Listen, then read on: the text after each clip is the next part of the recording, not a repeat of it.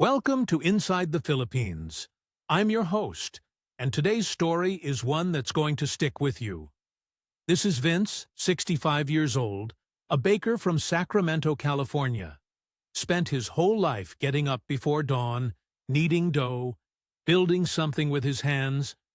After a devastating divorce that took everything he'd worked for, Vince came into some money, enough to start over. Enough to believe he could find what he'd lost. He went looking for it in the Philippines, and he thought he'd found her. A young woman from Pampanga. Sweet, traditional, Catholic. Everything seemed different this time. Everything seemed real. But Vince started noticing things, little inconsistencies, strange comments during video calls. His gut told him something was wrong, but he didn't want to believe it. So he did something most men never do. He hired private investigators to find out the truth about his wife. What they discovered changed everything. Here's his story, in his own words. My name's Vince, and I need to tell you about the biggest mistake of my life. But to understand how I ended up hiring private investigators to follow my own wife halfway around the world, you need to know where I was when this all started. I ran a small bakery in Sacramento for 32 years. Not some hipster artisan place, just a neighborhood bakery. I'd get up at 3 in the morning, every morning, and I'd make sourdough and croissants and dinner rolls. My hands knew the work so well, I could do it half asleep. The smell of yeast and butter was as familiar to me as my own reflection. It was a good life, simple, steady, predictable. My wife worked the register. Her name was Linda. We didn't have kids, but we had the bakery, and that felt like enough. We were partners. Or at least that's what I thought for 3 decades. When I turned 64, Linda filed for divorce. Just like that. Turned out she'd been having an affair with our accountant. The guy I paid to manage our books, the guy who came over for Thanksgiving dinner, the guy whose kids called me Uncle Vince. I didn't see it coming. Not even a little bit. Her lawyer was ruthless. I don't know if it was guilt or strategy, but Linda went for everything. The bakery I'd built from nothing, the house we'd paid off 5 years earlier, most of my retirement savings. I walked away with $8,000 and a storage unit full of commercial baking equipment I couldn't bring myself to sell. At 64 years old, I was starting over from zero. For 6 months, I lived in a studio apartment that smelled like old carpet and someone else's cooking. I picked up catering gigs when I could. Weddings, corporate events, nothing steady. Mostly I sat alone watching YouTube videos, eating takeout, feeling invisible. You know that feeling when you're older and you realize nobody really sees you anymore? That was me.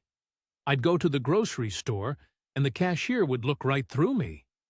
I was just another old guy shuffling through his remaining years. Then Uncle Raymond died. He was my dad's older brother. Never married, worked for the Postal Service his whole life. Lived in a small house in Citrus Heights. Didn't spend money on much except his stamp collection. When his lawyer called to tell me I was the sole beneficiary, I thought maybe there'd be $20,000 or $30,000. Enough for a decent used car, maybe. The actual number was $120,000. I'd never seen that much money in one place. My entire life, I'd been comfortable enough, but never wealthy. The bakery paid the bills and put a little away each month. But 6 figures? That was rich people money. And suddenly, it was mine. It felt like a message from the universe. Like Uncle Raymond was telling me I had a second chance. I could start over. I could find what I'd lost. Not the bakery, but something more important. Someone to share life with. Someone who'd be loyal. Who'd actually mean it when they said the vows. I started watching videos about retiring abroad. Thailand kept coming up, but the beach party scene wasn't for me. Vietnam looked interesting, but something about it felt off. Then the Philippines kept appearing in my recommendations. These expat channels run by American and British guys my age, showing their simple lives. They talked about how a dollar goes far, sure, but more than that, they talked about the women. Family-oriented women, Catholic values, traditional. Girls who wanted to take care of their man, who weren't looking for some young guy with abs, who actually valued stability and loyalty. That's what got me. Loyalty. After Linda, after watching her smile at me every morning while she was planning her exit, loyalty was the thing I needed most. And these guys in the videos kept saying Filipino women were different. They meant their vows. They supported their husbands. They didn't leave. I started researching. The Philippines made sense for me. English is widely spoken there. I'm not good with languages. It's a Catholic country, which meant marriage and family meant something. And the forums I found were full of guys like me who'd married Filipinas and said it was the best decision they'd ever made. So I joined Filipino Cupid. That's one of the big dating sites for meeting Filipinas. I made a profile, kept it simple. I put up a photo from my nephew's wedding where I looked decent in a suit, wrote that I was a baker. I couldn't bring myself to write divorced, so I put widower, which felt less like failure, and said I was looking for a traditional woman who valued loyalty and family. Within 48 hours, I had 83 messages. Most of them felt wrong immediately. Copy-pasted, overly forward. Some of them were clearly from scammers or professionals. But then there was one message that was different. It was from a woman named Maricel. She didn't lead with "Hi, handsome," or ask me to message her on WhatsApp. She asked me about baking. She said her Lola, that's grandmother in Tagalog, used to wake up early and make pandesal every morning when Maricel was little. And she wondered if American bread was very different from Filipino bread. I looked at her profile. She was 28, from a small town in Pampanga province. Her photos showed her at church, at family gatherings, helping her younger siblings with homework. She was pretty, but not in that Instagram way. She looked real, normal, wholesome. There were no bikini shots, no pouty selfies. She worked as a sales clerk at SM Mall, which is like the Walmart of the Philippines. I wrote her back about sourdough starters and the difference between French and American flour. She wrote back with more questions. We started messaging every day. Then we moved to WhatsApp voice messages because typing took too long. Her English was really good, just with this charming accent that made everything sound a little more sincere. She'd ask me about my day. She'd laugh at my terrible dad jokes. She'd send me photos of the sunset over the rice fields near her parents' house. We talked about everything: her family, my bakery, movies we liked, what we believed about life and marriage and loyalty. 4 months went by like that. 4 months of daily conversations. And here's the thing that made Maricel seem different, that made me believe she was real. She never asked me for money. Not once. I can see you want me to write Chapter 2. Let me do that now, continuing from where Chapter 1 ended. Those first 4 months felt like I'd found something I didn't even know I was looking for. Every morning I'd wake up and there'd be a message from Maricel waiting. Good morning, messages with little hearts and photos of her breakfast, asking how I slept, telling me about her day before it even started. It sounds silly, I know, but at 65, when you've been invisible for months, having someone care about whether you slept well means something. She told me about her life in small pieces. Her father used to work in the rice fields, but diabetes had gotten bad enough that he couldn't handle the physical labor anymore. Her mother stayed home, took care of the house, helped neighbors with sewing alterations for extra cash. Maricel had an older brother who'd moved to Manila for construction work but never sent money home and 3 younger siblings still living at home. She was the responsible one, the eldest daughter. In Filipino culture, that means something different than it does here.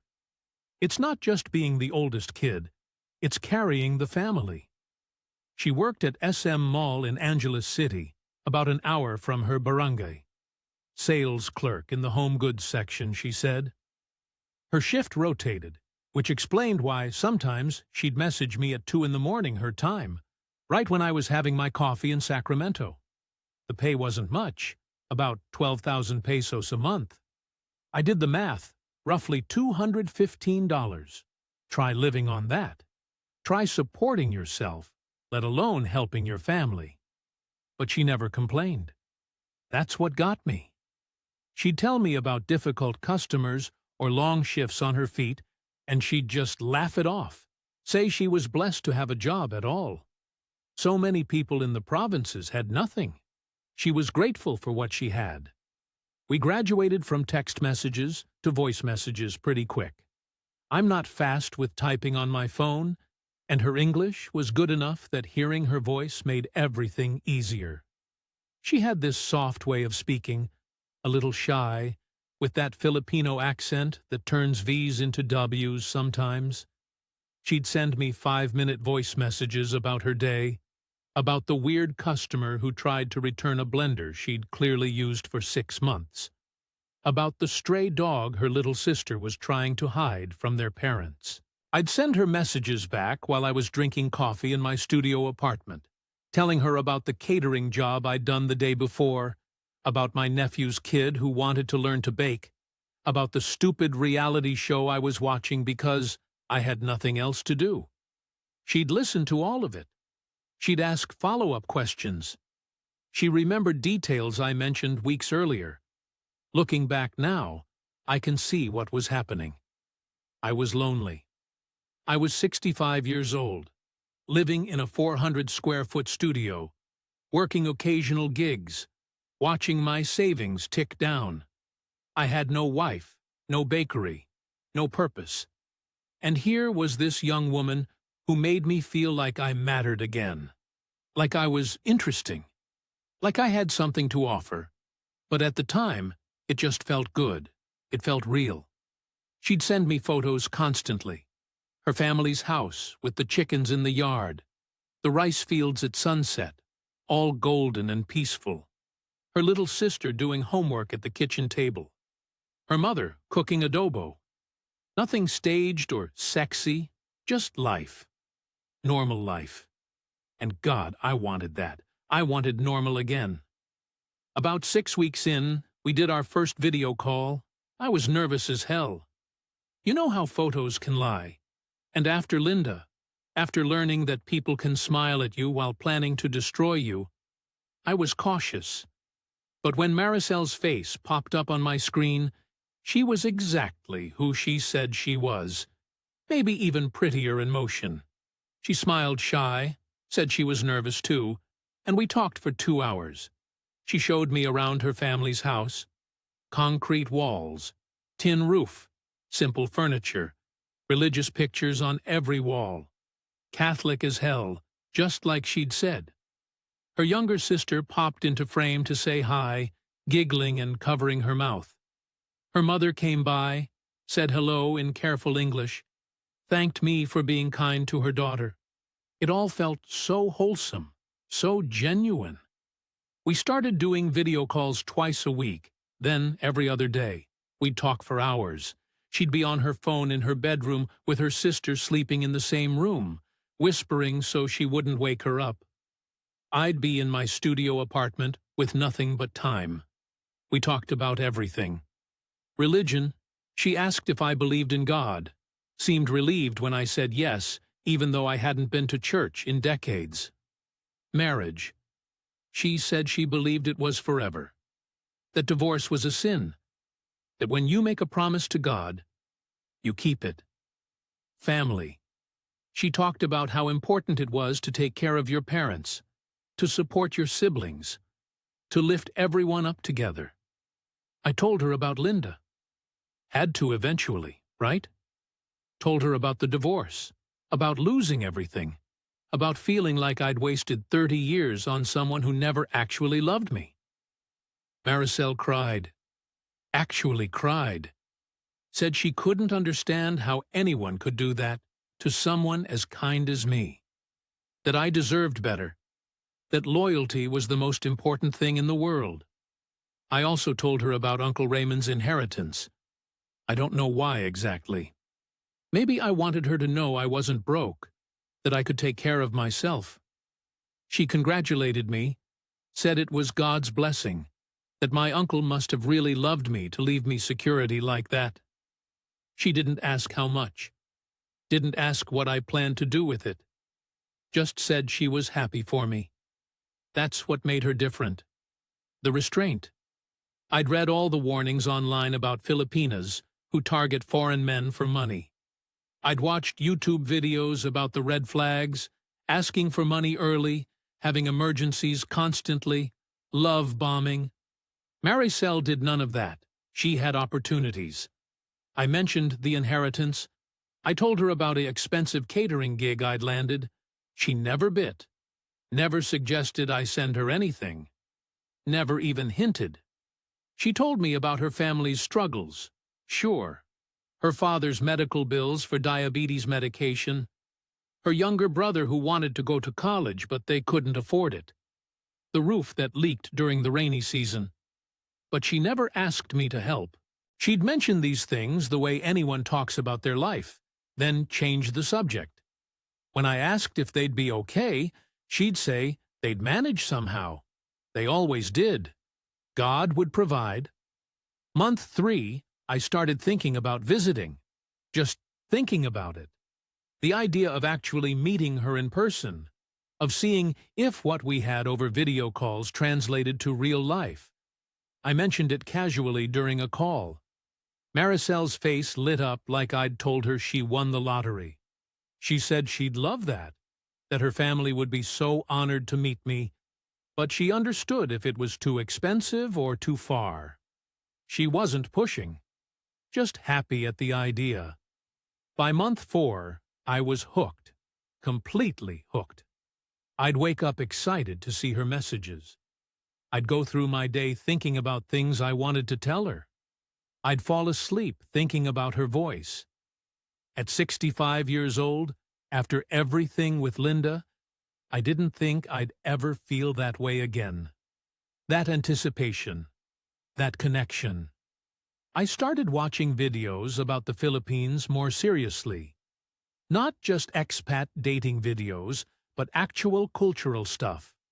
I learned about utang na loob, this concept of debt of gratitude that runs deep in Filipino culture. I learned that family obligations aren't optional there the way they are here. If you can help your family, you do. It's not negotiable. I learned that eldest daughters especially carry heavy responsibility. I learned about the padrino system, about how godparents are a bigger deal than in America, about how Catholic the whole country is. And I learned that, yeah, there are scammers. There are bar girls who work the foreigner angle. There are women who juggle multiple foreign boyfriends, feeding them all the same stories, collecting money from everyone. But there are also genuine women looking for good men. Women who want stability, who value family, who mean it when they commit. I convinced myself Maricel was the real thing. Why wouldn't she be? She had never asked for a single peso. She had a job. She lived with her family. She went to church. She introduced me to her mother on video call. For God's sake, what scammer does that? I told myself I'd learned my lesson with Linda. I was older now, wiser. I could spot manipulation. I could see through lies. And Maricel wasn't lying. She was just a sweet provincial girl who happened to message an old baker from Sacramento and found something neither of us expected. 4 months in, I believed I'd gotten lucky twice in 1 year. First the inheritance, then Maricel. Like the universe was making up for what Linda had taken from me. I had no idea that month 5 was about to change everything. Month 5 started like any other. Daily messages, regular video calls, the comfortable rhythm we'd fallen into. Then, one evening, I got a voice message from Maricel, and I could tell immediately something was wrong. Her voice was shaking. She was trying not to cry. Her mother had been rushed to the hospital. Dengue fever. If you don't know, dengue is serious in the Philippines.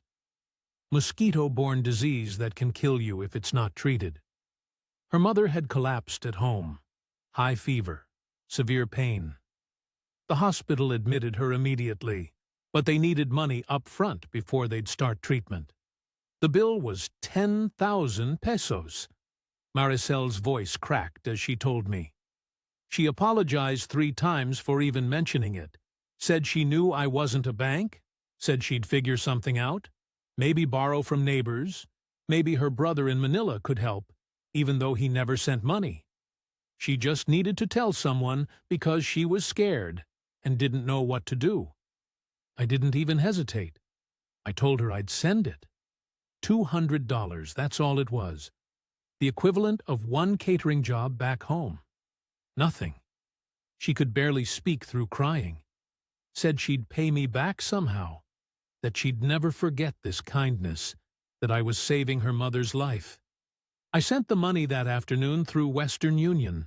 Within hours, she sent me a photo of herself at the hospital holding the claim receipt, her eyes red and puffy from crying. Her mother was in the bed behind her, looking small and sick. 3 days later, her mother was released. Maricel sent me a video of her mom at home, weak but alive, thanking me in Tagalog while Maricel translated. The gratitude was overwhelming. The whole family knew what I'd done.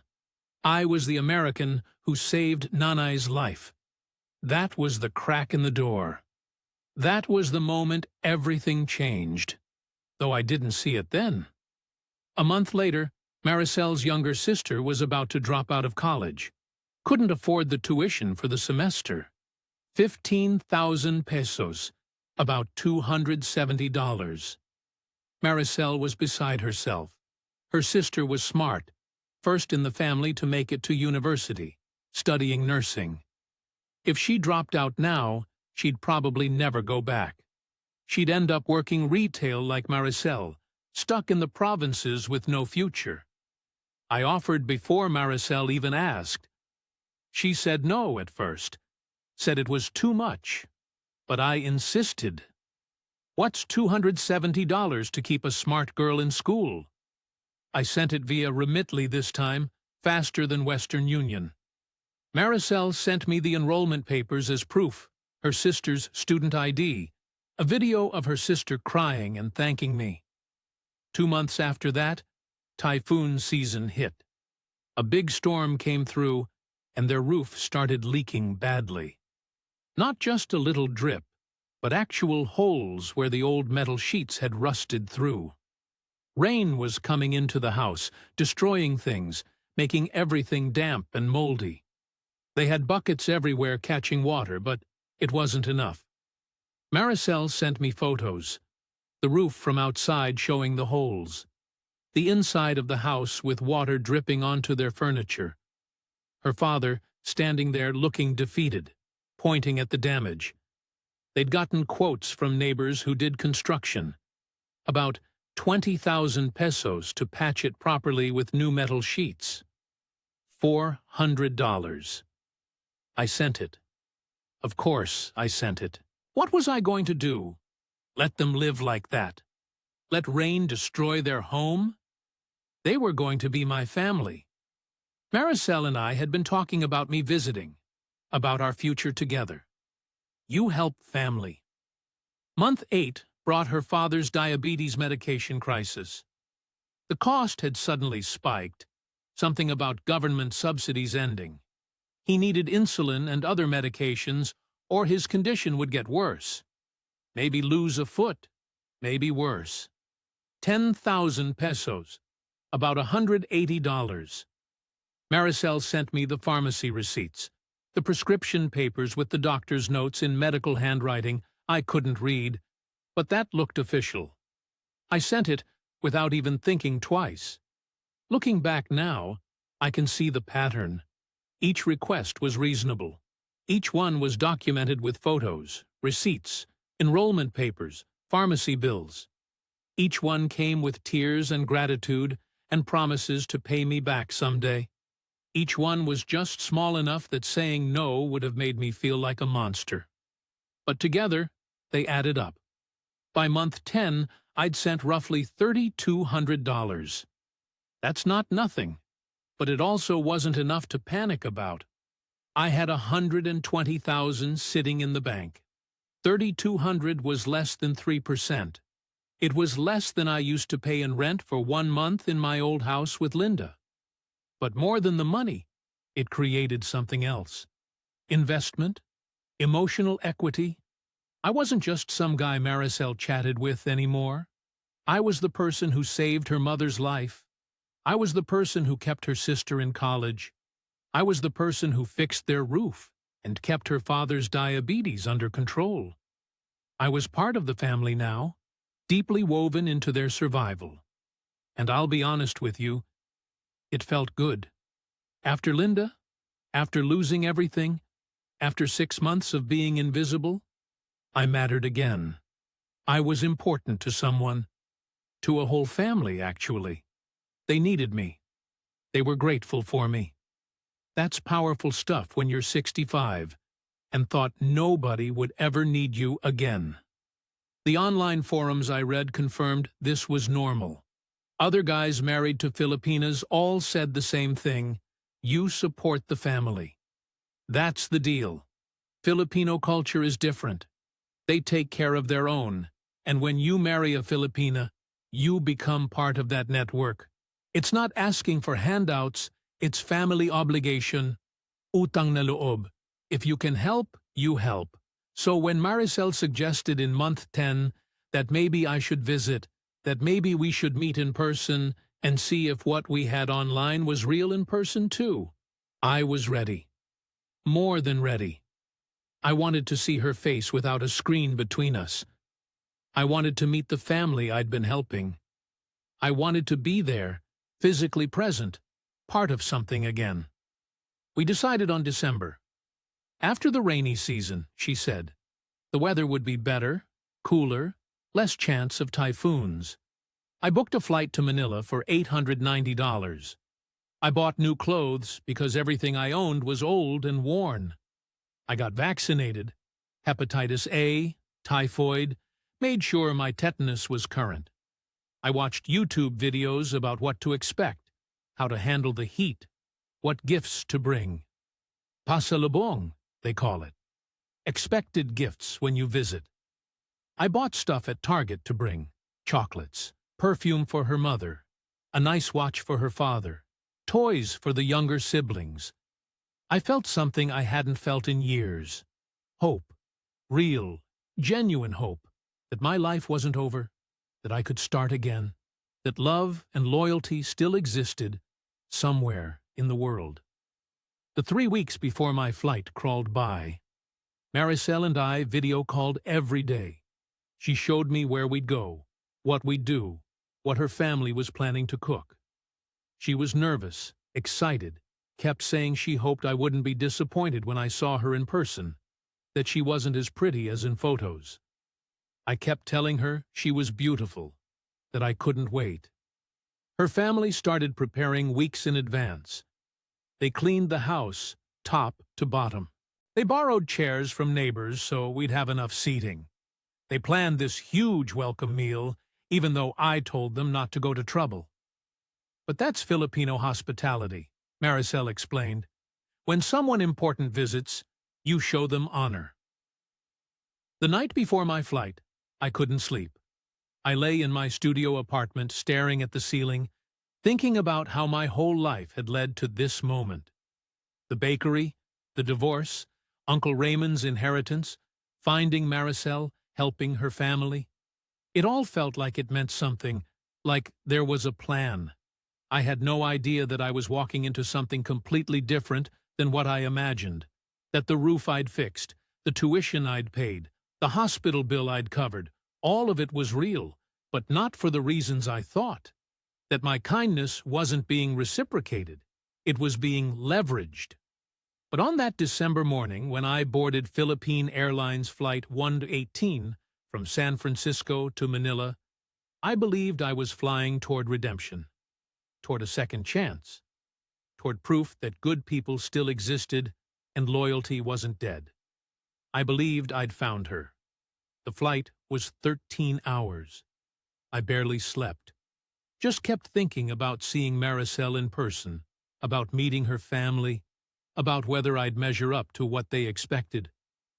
I'm 65 years old, not exactly a prize catch.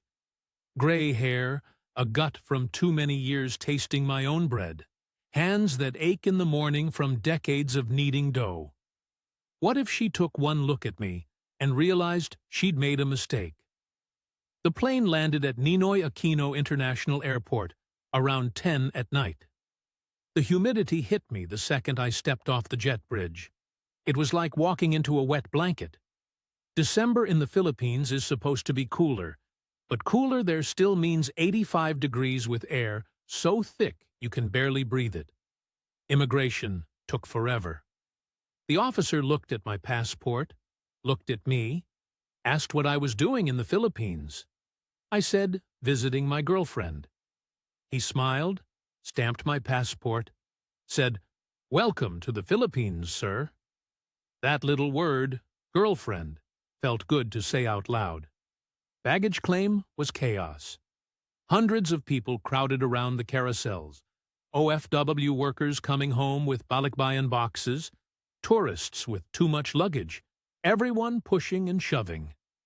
I grabbed my suitcase and headed toward arrivals, my heart pounding so hard I could feel it in my throat. And then I saw her. Maricel was standing behind the barrier with her younger sister, holding a handmade sign that said, "Welcome, Sir Vince," with little hearts drawn around it. She was smaller than I expected, maybe 5'2" in shoes. Prettier than her photos, too, which I didn't think was possible. She wore a simple yellow dress, her hair pulled back, and when she saw me, she smiled so big I thought my heart would stop. I walked over, and she hugged me. Actually hugged me right there in the airport. Her sister giggled and covered her mouth the way Filipino girls do. Maricel smelled like sampaguita flowers and something sweet I couldn't place. She looked up at me with tears in her eyes and said, "I can't believe you're really here." Neither could I. The drive to Pampanga took 3 hours through Manila traffic. And when I say traffic, I mean absolute insanity. Jeepneys cutting across 5 lanes at once, motorcycles weaving between cars, buses that looked like they should have been scrapped 20 years ago. Maricel held my hand the whole way, squeezing it every time I tensed up at near misses. Her sister sat in front with the Grab driver, turning around every few minutes to ask me questions about America, about California, about whether I'd ever met any movie stars. We drove north on the expressway, past factories and warehouses and subdivisions with walls around them, past roadside stands selling balut and roasted corn, past billboard after billboard, advertising skin-whitening products and cell phone plans. Eventually the city thinned out, and we were in the provinces, rice fields on both sides of the road, water buffalo standing in the paddies, palm trees everywhere. Maricel pointed out landmarks as we got closer to her town. The SM Mall where she supposedly worked, the church where she went to Mass every Sunday, the high school her sister attended. Everything looked exactly like the photos she'd sent me, but seeing it in person made it real in a way that had my stomach doing flips. We turned off the main road onto smaller streets, then onto a narrow lane barely wide enough for a car. And then we were there. Her family's house. It was exactly what I expected, and somehow more humble than the photos suggested. Concrete block walls painted light blue, metal roof with the newer sheets I'd paid for visible among the rusted old ones, windows with bars but no glass, just screens. Chickens scattered as we pulled up. A dog on a chain started barking. And then the door opened and people started pouring out. Her mother came first, a tiny woman who looked older than she probably was, work and poverty written into every line on her face. She took both my hands in hers and said, "Welcome, Po. Welcome to our home. Thank you, Po, for coming." The Po is a respect term, something Filipinos add when talking to elders or honored guests. I was definitely being honored. Her father followed, moving slowly because of the diabetes. He shook my hand with a grip stronger than I expected, said, "Welcome, sir. Our house is your house." Behind him came aunties and uncles and cousins, neighbors who'd come to see the American, children who stared openly and pointed and whispered "Kano." They'd prepared a feast. I'm talking a full roasted pig, lechon, sitting on the table as the centerpiece. Pancit noodles, lumpia that had to be hundreds of them rolled by hand, chicken adobo, grilled fish, mountains of rice, halo for dessert. This wasn't a family that had money. This was a family that had spent everything they had, and probably borrowed more to show hospitality to the foreigner who'd been helping them. We ate family style. Everyone gathered around a table they'd set up in the main room, extra chairs borrowed from neighbors. They kept piling food on my plate, wouldn't let me serve myself. "Try this, Po. Try that, Po. Is it good, Po?" I ate until I thought I'd burst, complimenting everything because it genuinely was delicious. And they beamed like I'd just given them the greatest gift. After dinner, people kept arriving. More neighbors, more family from nearby barangays, everyone wanting to meet me, to practice their English, to ask about America. They treated me like a celebrity. Children asked to take selfies with me.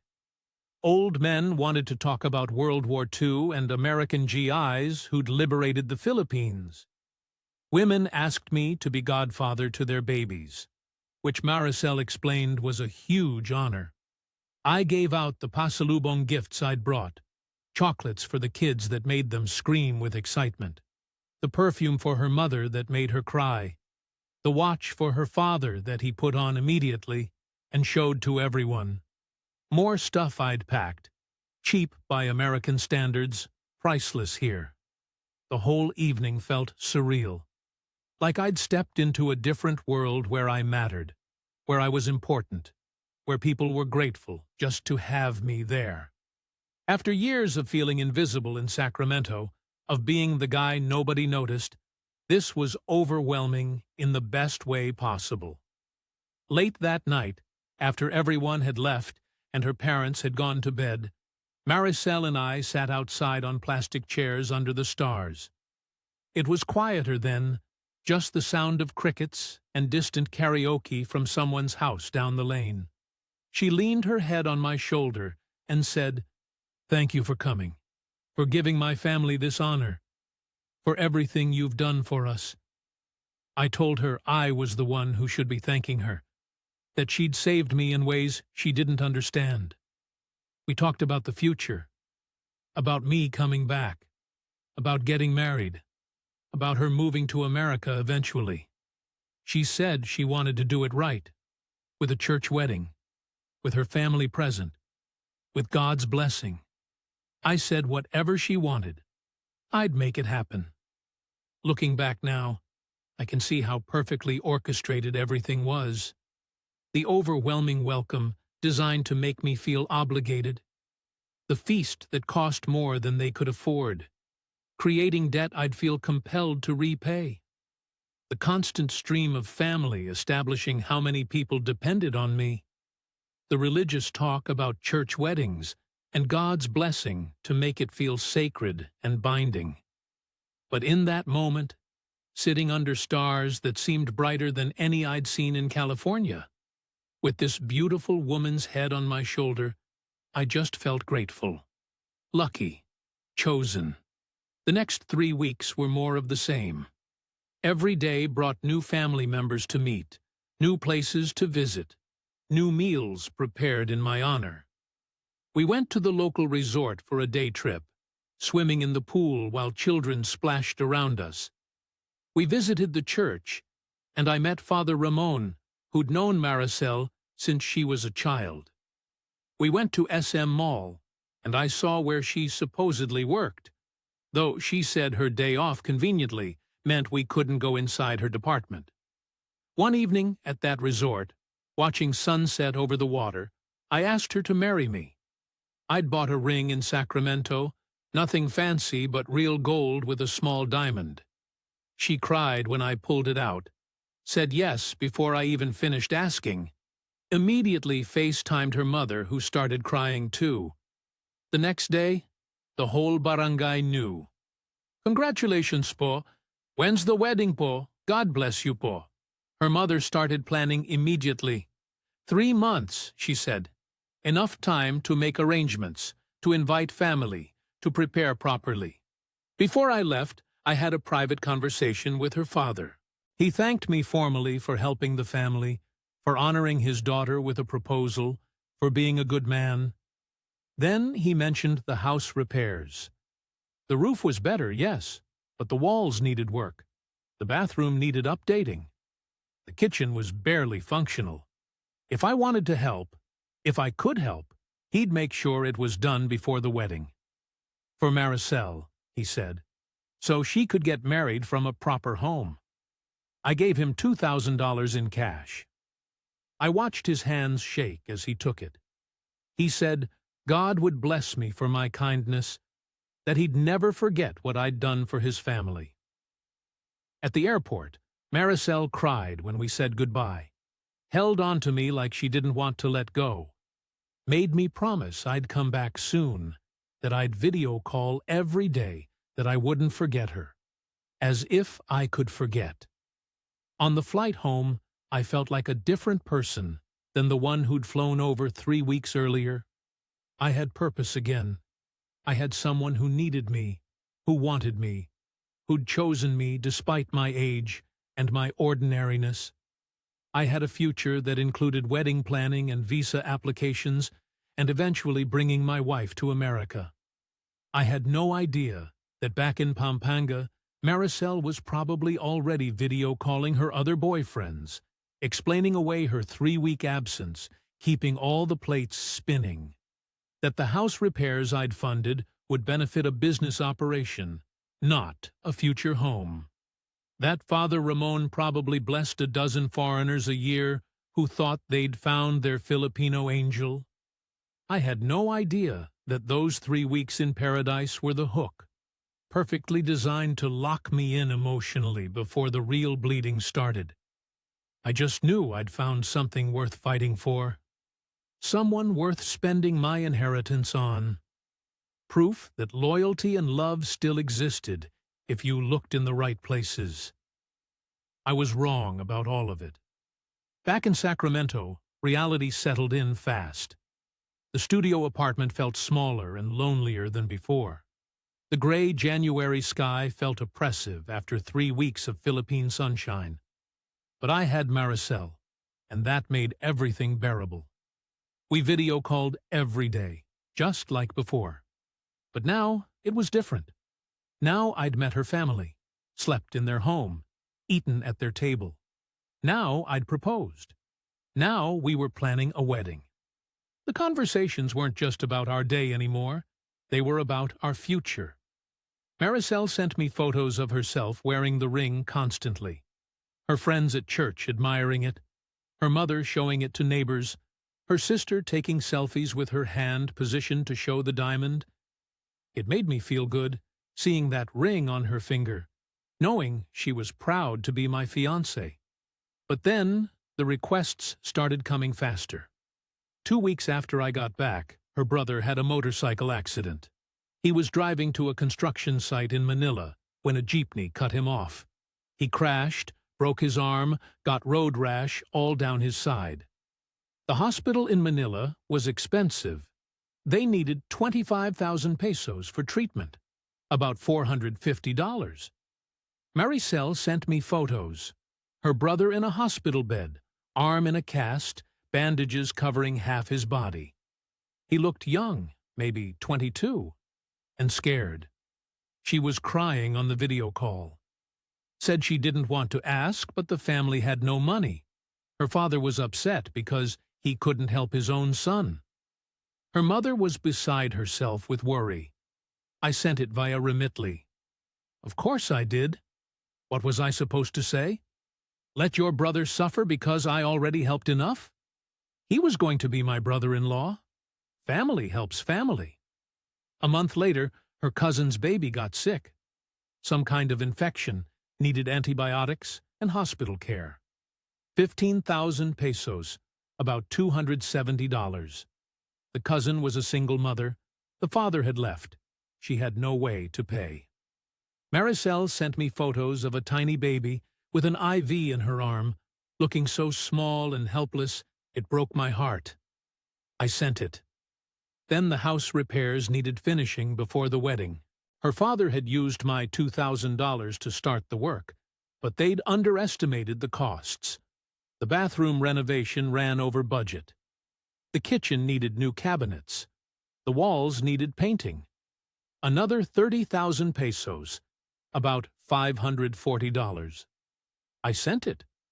Each time, Maricel cried with gratitude.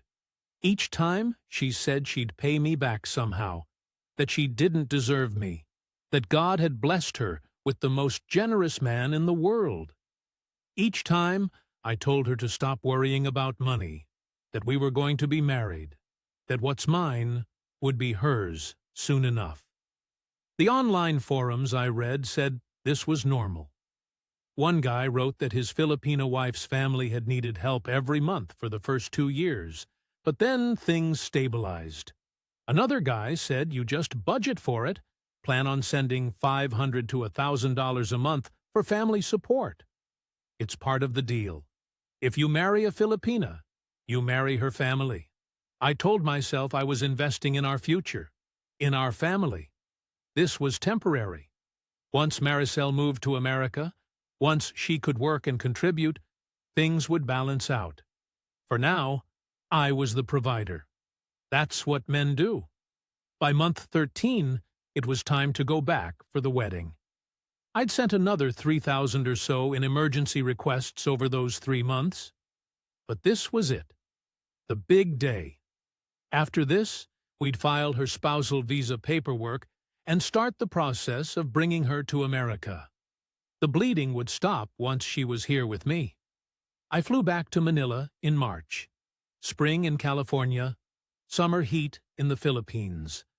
The wedding was planned for a Saturday at the church in her barangay.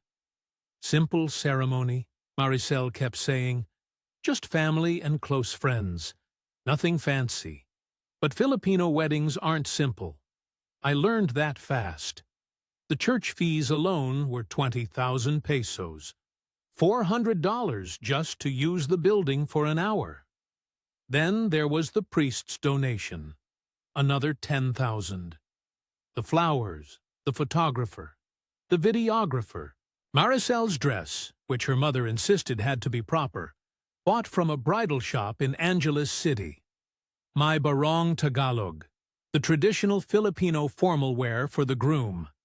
And then there was the reception. Maricel said, just family. But family in the Philippines means something different. 200 people showed up. Aunties, uncles, cousins, second cousins, neighbors who were like family, friends from church, her former teachers, people I'd never heard of but who were apparently important enough to invite. We held it at a local events venue because her parents' house couldn't fit everyone. I paid for the venue rental. I paid for the food. And Filipino wedding food isn't cheap when you're feeding 200 people.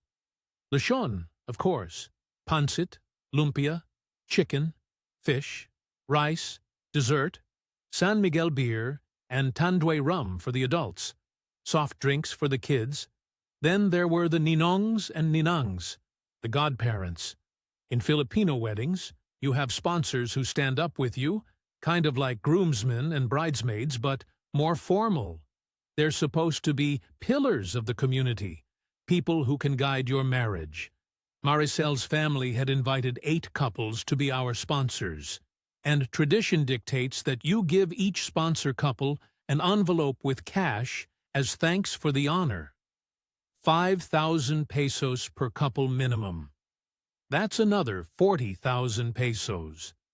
The total came to about 250,000 pesos. I did the math over and over, thinking I'd calculated wrong. But no, $4,500 for a simple provincial wedding. I paid it all.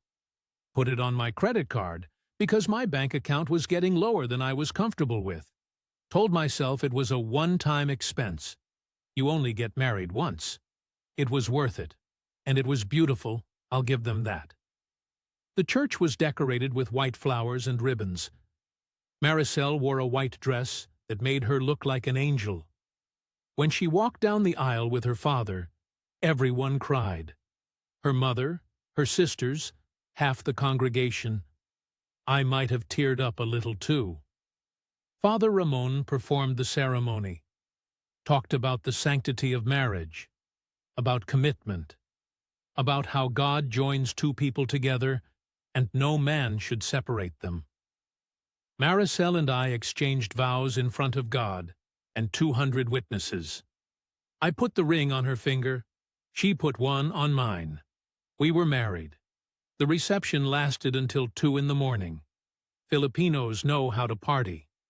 There was karaoke, dancing, endless toasts. People kept coming up to congratulate us, to thank me for being good to Maricel, to welcome me to the family. I felt like I'd joined something bigger than myself. We spent our wedding night at a nice hotel in Angeles City. Nothing fancy by American standards, but nice for the provinces. Air conditioning that worked, hot water, a real bed with clean sheets. Maricel fell asleep in my arms, and I lay there thinking about how far I'd come. From that studio apartment in Sacramento to this. From invisible to loved. From alone to married. The next week, we went to Manila to file the paperwork for her spousal visa. That's how it works in the Philippines. The marriage is legal here, but to bring her to America, you file an I-130 petition with U.S. Citizenship and Immigration Services. Then you wait. 12 to 18 months, maybe longer depending on backlogs. Maricel would stay in the Philippines while we waited. It killed me to leave her again, but there was no choice. I couldn't stay indefinitely on a tourist visa, and she couldn't come to America until the visa was approved. This was the process. Everyone said it. You just had to be patient. Back in Sacramento, I started sending her a monthly allowance, $1,200, wired via Remitly on the 1st of every month, $600 for her personal expenses, $600 to help her family. It seemed reasonable, less than I used to pay for rent when I had the bakery. But the emergency requests kept coming. Her father's diabetes got worse, needed better medication, 20,000 pesos. Her sister needed money for a school project, 8,000 pesos. The water pump I'd paid for broke, needed replacing, 15,000 pesos. Her mother had tooth pain, needed a dentist, 10,000 pesos. Each request was documented. Each one came with photos, receipts, apologies. Each one was framed as an emergency, something unexpected that couldn't wait until next month's allowance. I sent it all. What else could I do? She was my wife now. Her family was my family. I was the only one with money. In Filipino culture, family takes care of each other. I'd read about this. I'd prepared for this. This was what being married to a Filipina meant. By month 3 of marriage, I'd sent the $1,200 monthly allowance plus another $1,700 in emergencies. $2,900 in 1 month. I started tracking it in a spreadsheet because the numbers were getting hard to keep straight. Month 4, $2,800. Month 5, $3,000. Month 6, $3,200. including a large emergency when her brother's motorcycle needed major repairs. I logged into my bank account one morning and actually gasped. My inheritance, which had started at $120,000, was down to $86,000. I'd spent $34,000 in 18 months. That included the flights, the first wedding expenses, all the monthly support, all the emergencies. $34,000. I tried to tell myself it was fine.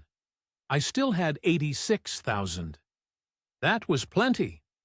Once Maricel got to America, once she could work, we'd be okay. This was temporary, just the visa waiting period. Once she was here, everything would change. But that's when the doubt started creeping in. Little things at first. During video calls, Maricel would sometimes answer from places that didn't look like her parents' house. The background would be different, more urban. She'd say she was at a friend's place or her cousin's apartment in Angeles City. But it seemed to happen a lot. When I asked what she was doing in the city so often, she'd say she had to run errands or meet with friends or help her cousin with something. Always vague, always reasonable, never quite satisfying. One time I called unexpectedly at 10 p.m. her time. Usually she was home by then, video calling from her bedroom with her sister visible in the background sometimes. But this time she answered, and the background was definitely a city. I could see buildings, hear traffic. She looked flustered, said she was staying overnight at her cousin's place, that it was too late to get a tricycle back to her barangay. I told myself not to be paranoid. I told myself Linda had broken my ability to trust. I was seeing shadows that weren't there. But then, during a family video call, one of her cousins said something that made my stomach drop. We were all on the call, her parents, her sisters, some cousins, everyone saying hi. And one of the cousins, younger girl maybe 18, said something in Tagalog that included the phrase other kano. Maricel's face went white. She snapped something back in Tagalog, harsh tone I'd never heard from her. The cousin looked embarrassed, apologized. Maricel turned back to the camera, smiled, said her cousin was confused, talking about her brother's friend who was American, mixing up her English. But I saw the look that passed between Maricel and her mother. Just for a second.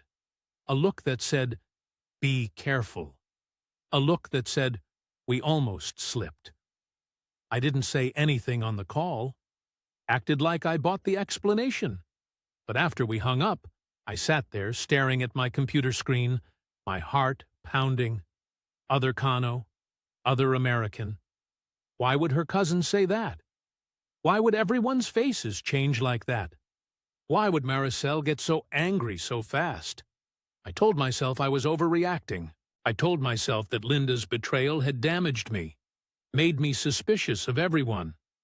I told myself that Filipino families are complicated, that English gets mixed up, that I was reading too much into a nothing moment.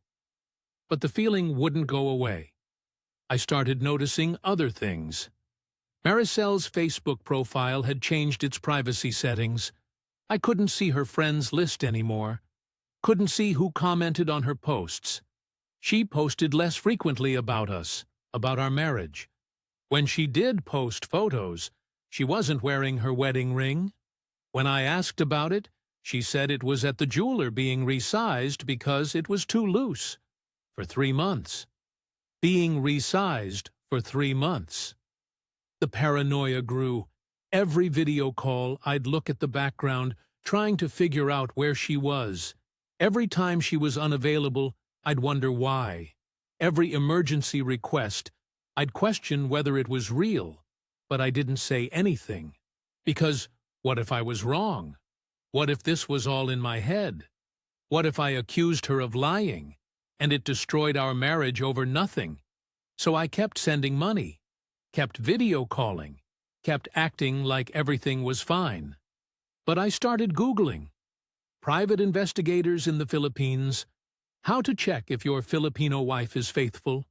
Signs your Filipina girlfriend has another boyfriend. Forums full of guys like me. Suspicious. Desperate. Not wanting to believe, but unable to ignore the signs. And that's when I found the investigators' website.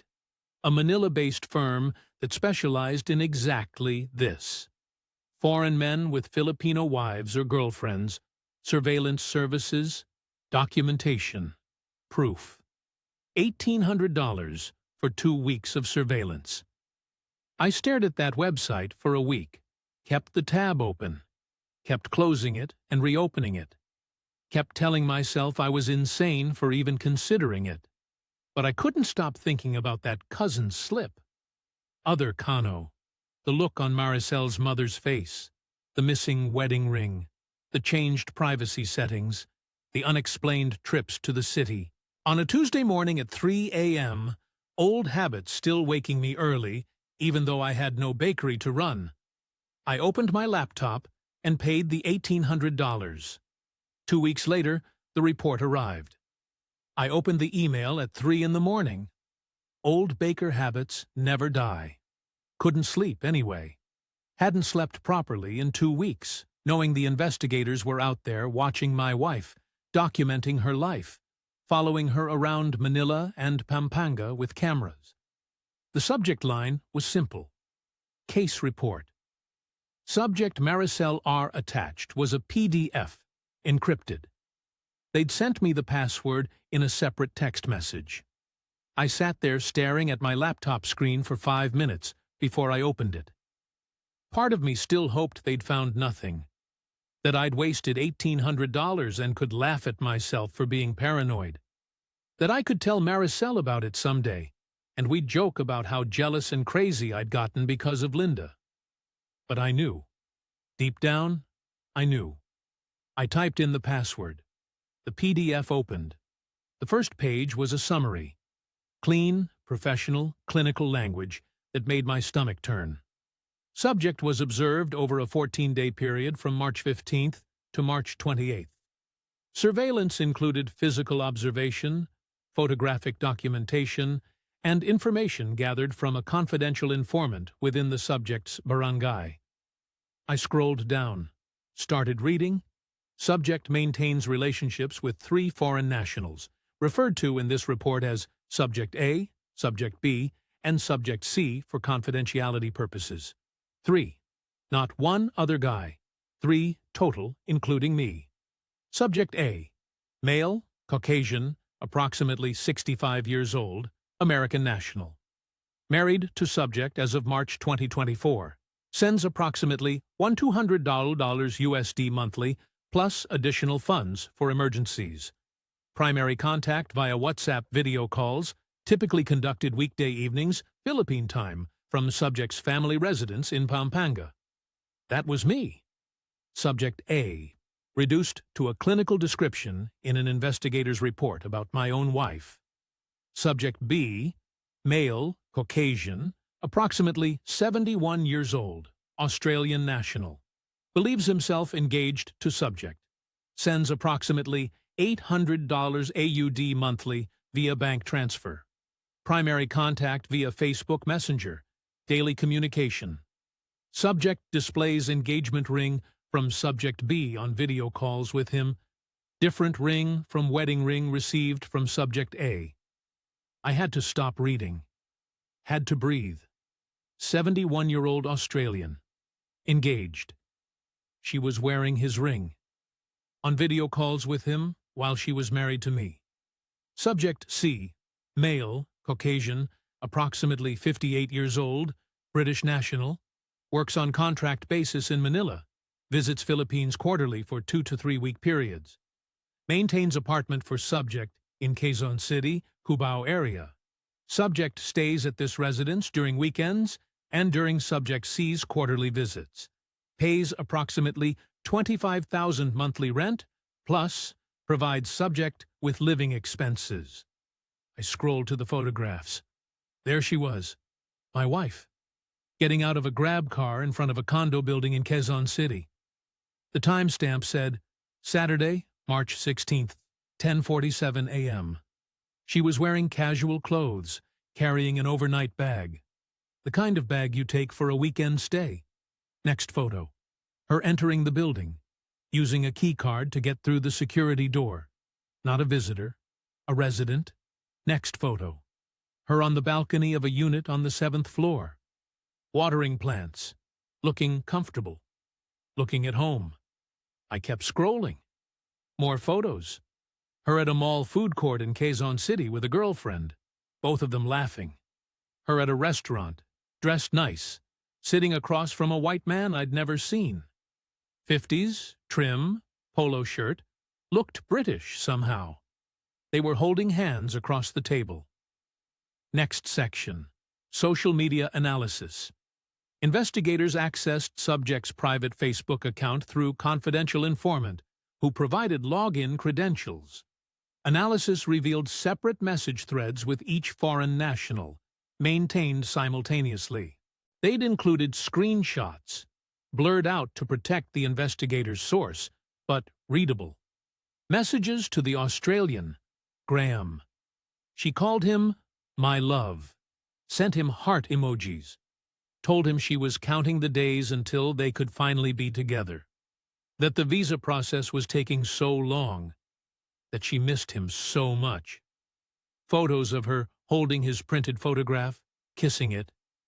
The same photos she'd sent to me before we met, except with a different man's face. Messages to the British engineer, Colin. More casual but intimate. Thanks for dinner last night. I miss you already. See you in June. Can't wait. Messages to me. My love, Vince. Thank you for the money for Papa's medicine. God bless you always. I love you so much. All sent within hours of each other. Sometimes minutes. The report continued with a financial analysis section that made me feel sick. Based on disclosed information and observed patterns, subject receives approximately, from subject A, $200 USD monthly regular payments, plus average $600 USD monthly in emergency payments. Estimated $1,800 USD monthly, $2,600 USD annually. From subject B, $800 AUD monthly, $540 USD equivalent. Estimated $6,480 USD annually. From subject C, 25,000 PHP monthly rent, plus estimated $40,000 PHP monthly expenses, $170 USD total. Estimated $14,040 USD annually.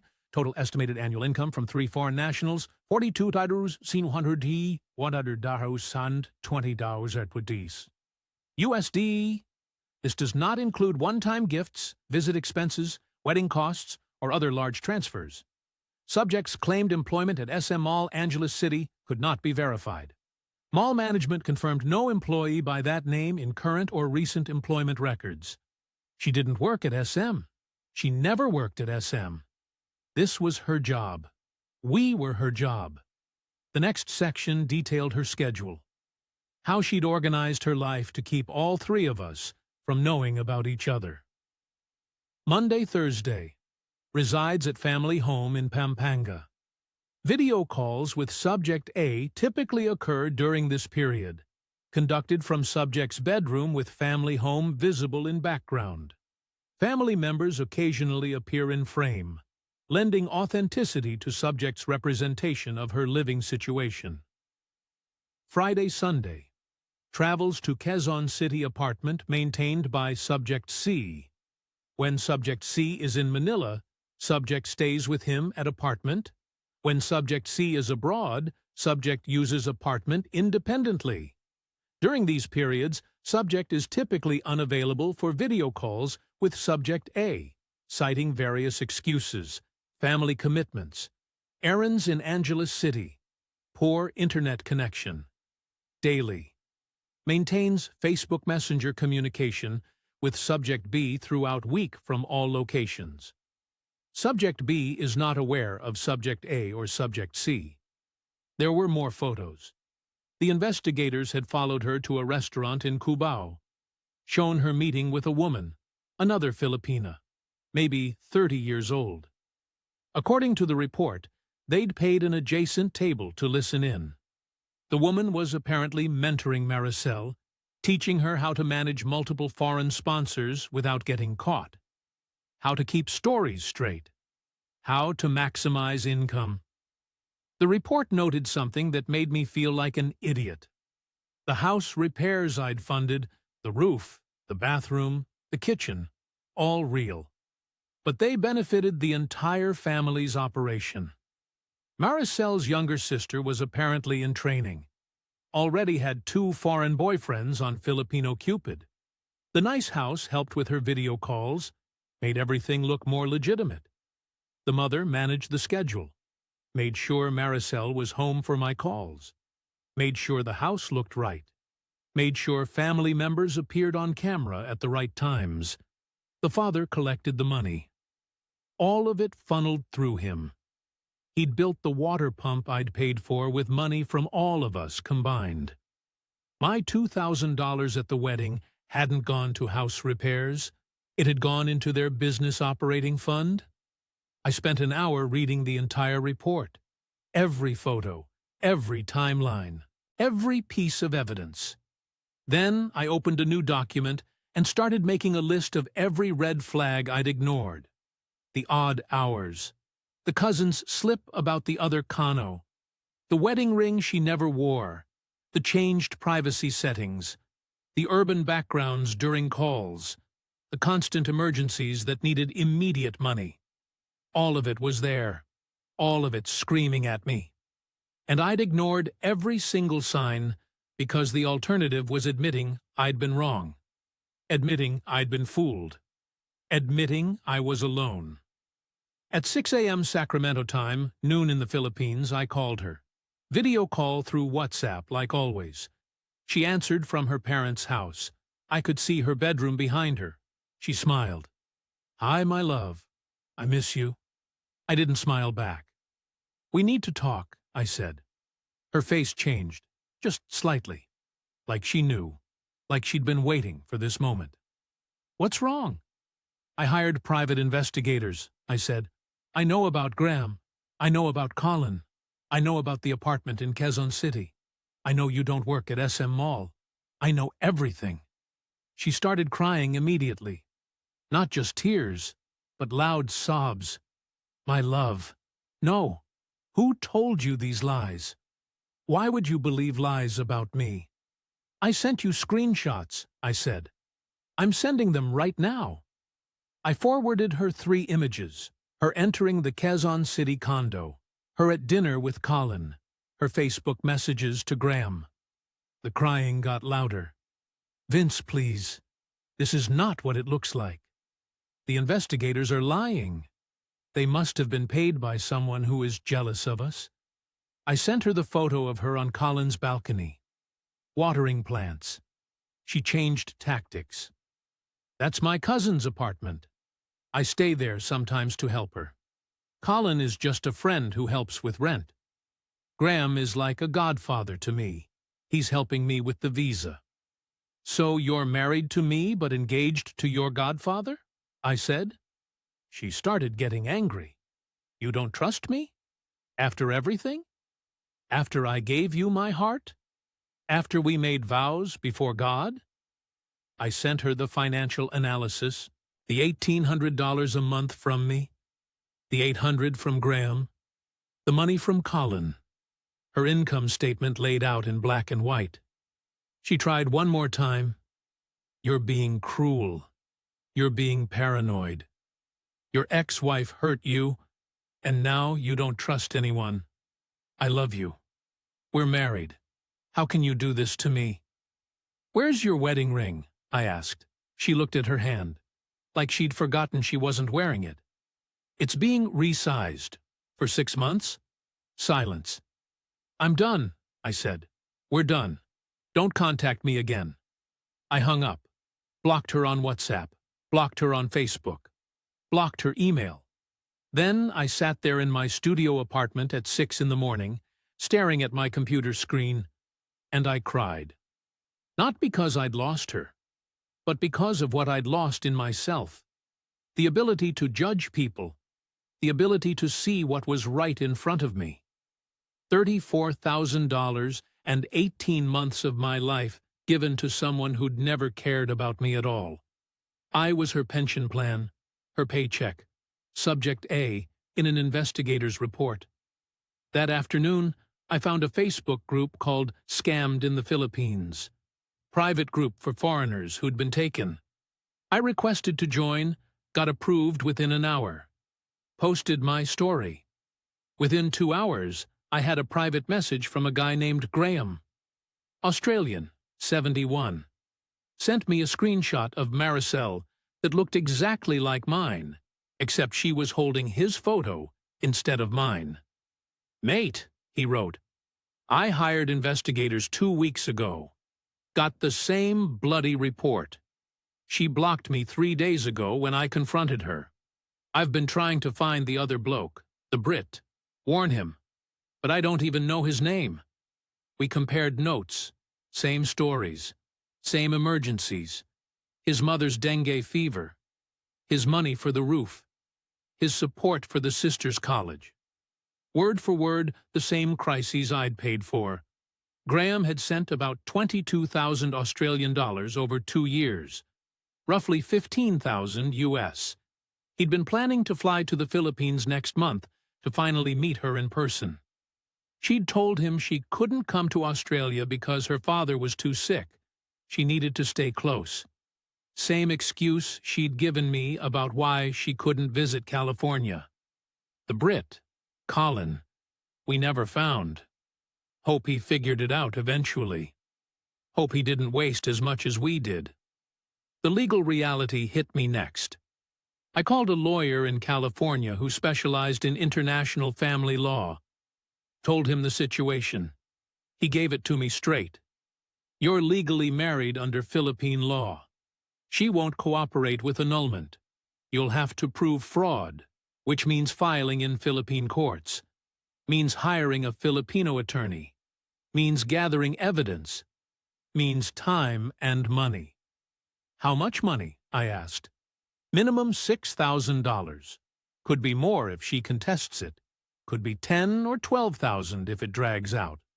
The process takes 2 to 3 years, even with cooperation. Without her cooperation, could be longer. I'd already spent $34,000 on her. Now I'd have to spend another $6,000 minimum just to undo the marriage. $40,000 total. 1/3 of my inheritance. Gone. My bank balance now. $84,000 after paying the investigators. Would be $78,000 once I paid the attorney.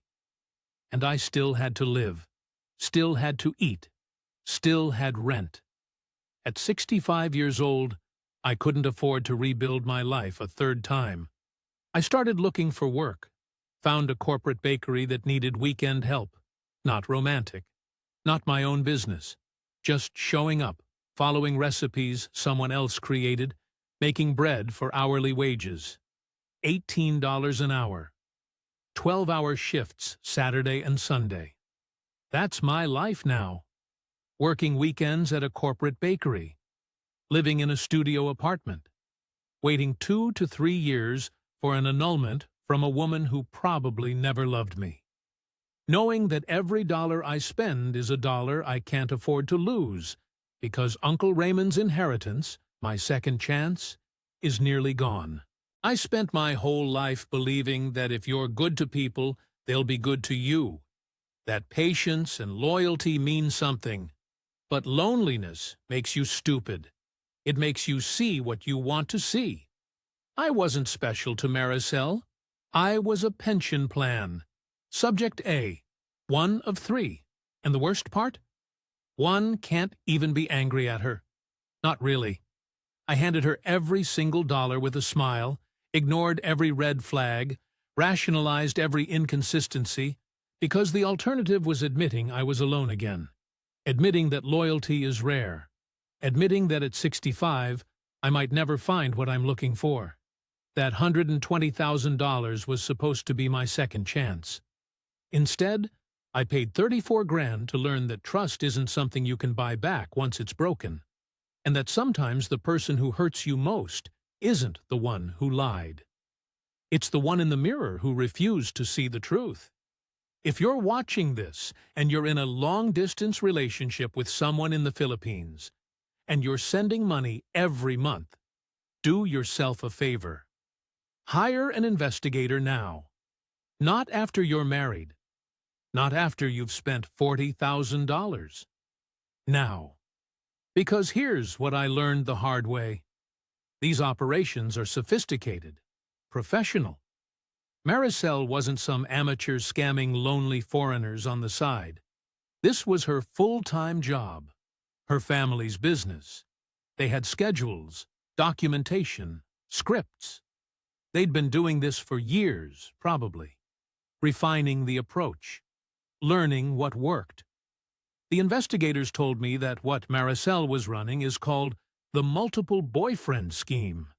It's more common than you'd think. Some Filipinas maintain 5, 6, even 7 foreign sponsors at once. They're pulling in $50,000, $80,000, sometimes over $100,000 a year. Tax-free. All of it. And the families are in on it. That's the part that got me. Her mother helping with the schedule. Her father managing the finances. Her sister training to do the same thing. The house repairs I paid for weren't for Maricel. They were infrastructure for the business, making the video call backdrop look better, making the operation more profitable. I know what you're thinking. How could I be so stupid? How could I not see it? But that's the thing about loneliness. It makes you willing to believe anything.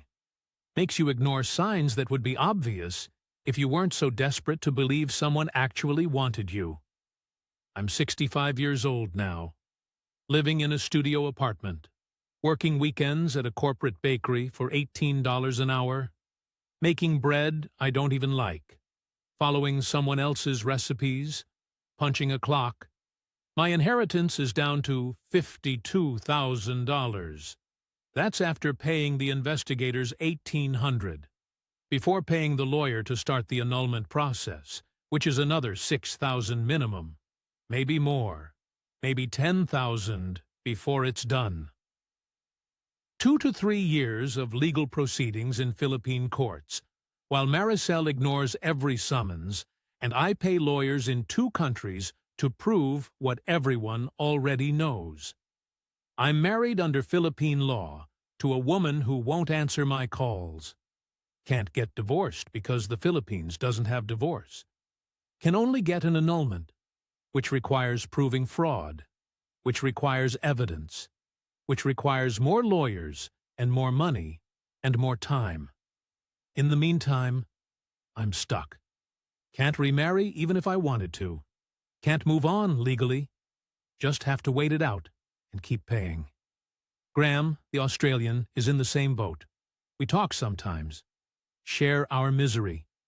Compare notes on how the same woman played us both with the exact same script. He's out $15,000 US equivalent. Got his own annulment proceedings started. His own lawyers eating through his pension. Colin, the British engineer, we never found. For all I know, he's still paying for that Quezon City condo. Still visiting every quarter. Still thinking he's the only one. Maybe he'll figure it out eventually. Maybe not. The worst part isn't the money. I mean, $34,000 is a lot. That's real. That's painful. But I earned it once. I can earn it again. Maybe not at 65 working weekends, but still. The worst part is knowing one did it to myself. Every red flag, I saw it and explained it away. The cousin's slip about the other Kano. The missing wedding ring. The urban backgrounds during calls. The constant emergencies. All of it was right there, and I chose not to see it. Because seeing it meant admitting I was alone. Meant admitting Linda was right to leave. Meant admitting that at 65, maybe nobody was going to want me. And I wasn't ready to admit that. So I paid. Kept paying. Smiled while I did it. Told myself it was cultural differences, family obligations, bad luck. Anything except what it actually was. I look back at that first message from Maricel on Filipino Cupid. Her asking about bread, about my bakery, about American sourdough versus Filipino pandesal. It was good. Really good. Professional. She knew exactly what to say to hook an old baker who'd lost everything. And the patience. 4 months of daily messages before she ever mentioned money. 4 months of building trust, building connection, making me feel seen. That's dedication. That's skill. When her mother supposedly got dengue, and I sent that first $200, that wasn't the beginning. That was the end game of a 4-month setup. Everything before that was investment. Building credibility so that when the ask finally came, I wouldn't hesitate. And I didn't hesitate. Not once in 18 months did I say no. Every request, every emergency, every crisis, I sent the money. Because by then, I was already in too deep, already too invested, already too hopeful that this was real. The investigator's report sits on my laptop. I read it sometimes when I can't sleep. Look at the photos of her entering Colin's building, her watering plants on his balcony, her holding Graham's photo and kissing it, her income statement showing $42,000 a year from the three of us combined. Subject A. That's what I was, not Vince, not her husband. Subject A. One data point in a surveillance report. I think about Father Ramon sometimes, the priest who married us, who blessed our union in front of 200 people, who talked about God joining us together and no man separating us. Wonder how many times he's done that ceremony. How many foreign men he's blessed into marriages that were business transactions from day one. I think about the barangay, all those neighbors who came to meet me, who called me Sir Vince, who thanked me for blessing the family. They all knew. Had to. Small Filipino towns don't have secrets like that. They knew what Maricel did. Probably knew about Graham and Colin, too. Probably knew I was just the latest in a line of foreign sponsors. And they smiled. Took my pasalubong gifts. Ate my lechon. Took selfies with me. Because that's the deal. That's how it works. I don't hate Filipinos. Want to be clear about that? This isn't about Filipino people being bad or dishonest. This is about poverty creating desperate people who do desperate things. This is about a massive wealth gap between countries making certain types of transactions possible. This is about me being lonely and naive and willing to believe what I wanted to believe. There are genuine relationships between foreign men and Filipina women. Real love. Real partnerships. I've read about them. Met some of those guys online. They're happy. Their wives are happy. It works. But it didn't work for me. And if you're watching this, if you're sending money to someone you met online, if you're making plans to visit or marry someone you've never met in person, if any of this sounds familiar, just be careful. Trust your gut. If something feels off, it probably is. If the requests keep coming, if the emergencies never stop, if you're always needed but never enough, pay attention to that. Hire an investigator before you marry, not after. Spend the $1,800 up front. It's the cheapest money you'll ever spend if it saves you from losing $40,000 later. And if your gut tells you something's wrong, but you don't want to believe it anyway. Because the person lying to you might not be your girlfriend. It might be you. Lying to yourself. Telling yourself it's real when you know it's not. That's the expensive lesson. The one that cost me $34,000. The one I'm still paying for. So that's my story. That's what happens when a 65-year-old baker from Sacramento falls in love with a 28-year-old Filipina from Pampanga. When loneliness meets poverty. When hope meets hustle. When trust meets discarte. I got played. Professionally. Completely. and I let it happen because the alternative was being alone.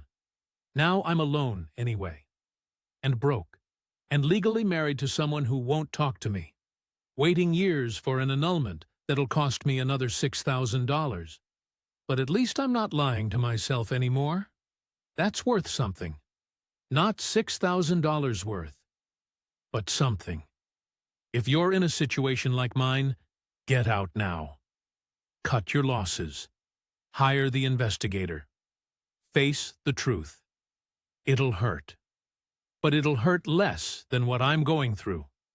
And if you're thinking about starting a relationship with someone in the Philippines through a dating app, just be careful. Be smart. Protect yourself. Because there are people out there who are very good at this. Professional, practiced, patient, and they can spot loneliness from halfway around the world.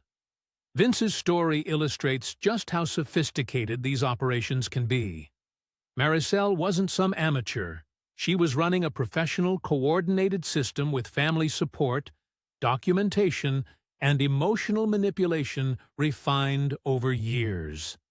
The multiple boyfriend scheme is more common than most viewers realize.